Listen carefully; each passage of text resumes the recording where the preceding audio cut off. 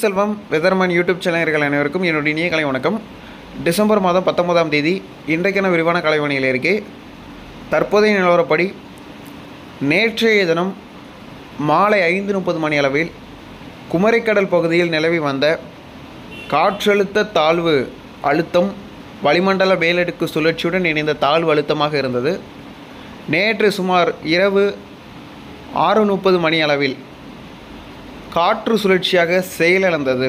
அதாவது நிகழ்வு செயலிழந்திருக்கிறது.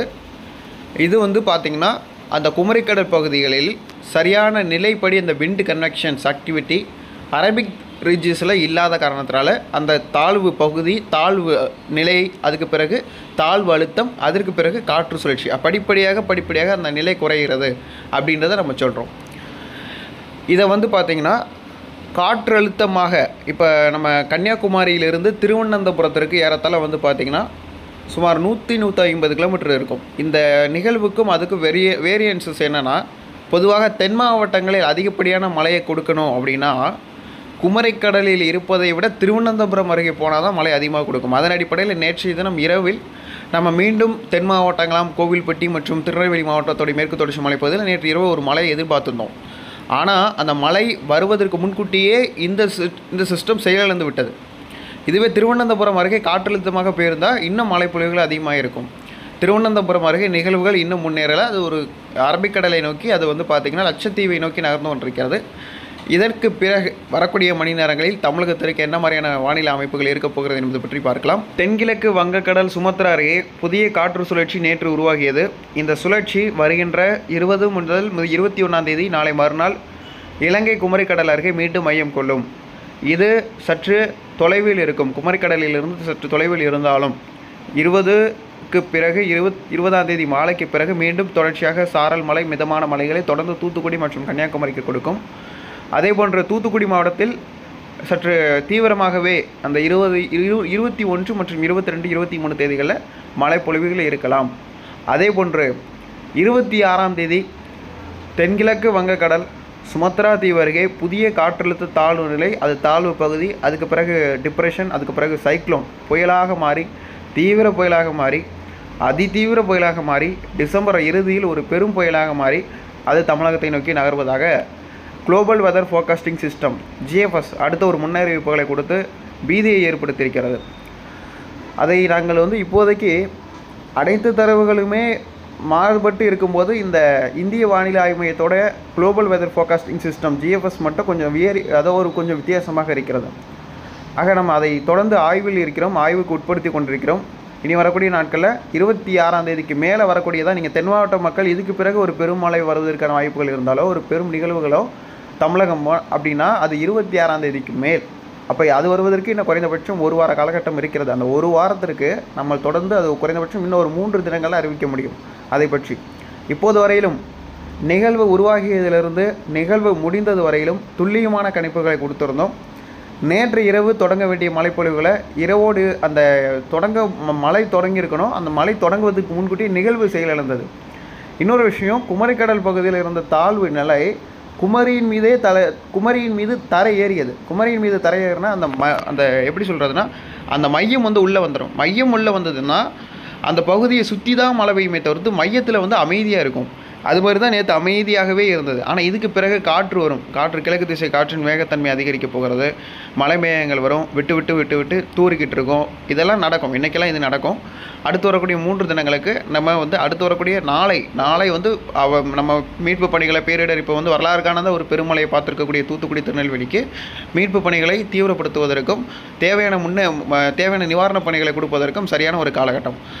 நாளை மறுநாளிலிருந்து மீண்டும் தூத்துக்குடி திருநெல்வேலி கன்னியாகுமரிக்கு மழை இருக்குன்னு சொல்லியிருக்கோம். நாளை மறுநாள் 21ஆம் தேதிக்கு பிறகு நம்மளுக்கு மீண்டும் படிப்படியாக மழைப்பொழிவுகள் தொடங்க வாய்ப்பு இருக்கிறது. அதோடைய தீவிரத்தன்மை மற்றும் அதோடைய பாதிப்புகள் எந்த அளவுக்கு இருக்கும் என்பதில் நம்ம வரக்கூடிய நாட்களில் அறிவிக்கலாம். அதற்கு பிறகு நம்மளுக்கு அந்த மழை அது நிறைவடைந்த பிறகு 24, 25ஆம் தேதிக்குள்ளே புதிய நிகழ்வு ஒன்று வந்து விடுகிறது. அதை நம்ம எதிர்கொள்வதற்கும் தயாராக இருக்க வேண்டும். ஜனவரியிலும் நம்ம மழை இருக்கிறது. எலினோ காலகட்டம் 2023 மற்றும் ஸ்ட்ராங் பாசிட்டிவிட்டி இதெல்லாம் அலைவுகள் தொடர்ந்து நம்மளுக்கு சாதகமான ஒரு தன்மையில் இருந்து கொண்டிருக்கும் போதிலும்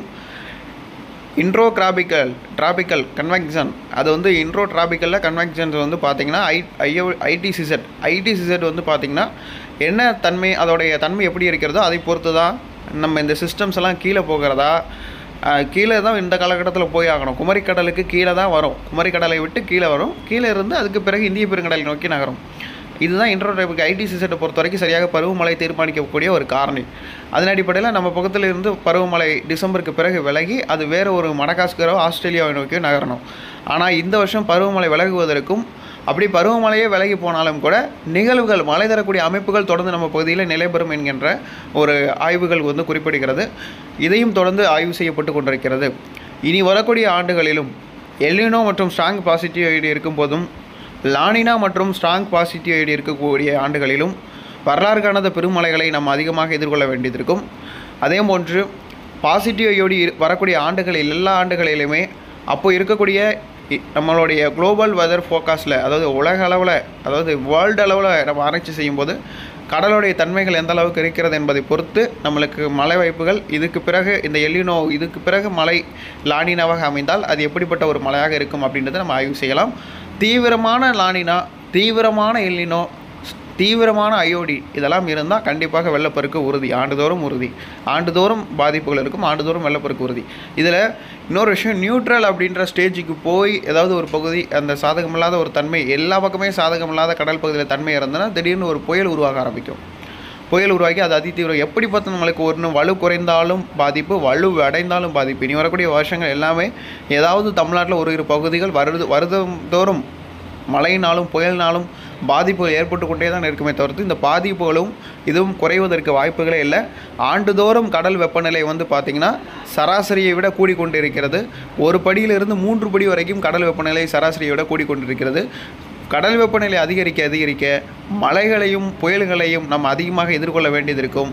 அதற்கு தேவையாக நான் என்ன சொல்கிறேன்னா, மாணவர்களுக்கு வாரந்தோறும் பேரிடரிலிருந்து நம்ம எப்படி நம்மளை தற்காத்து கொள்வது, புயல்கள் மழை காலங்களில் எப்படி நம்மளை தற்காத்து கொள்வது என்பது சிறப்பு வகுப்புகள் வாரந்தோறும் நடத்தினால் இது போன்ற பேரிடர் காலங்களில் அது நம்மளுக்கு மாணவர்களுக்கும் அவர்களுடைய பெற்றோர்களுக்கும் அவர்களை குடும்பத்தை பாதுகாப்பதற்கும் இது ஒரு சரியான ஒரு வழிகாட்டுதலாக இருக்கும் என்பதை நான் தெரிவித்துக் கொள்கிறேன்.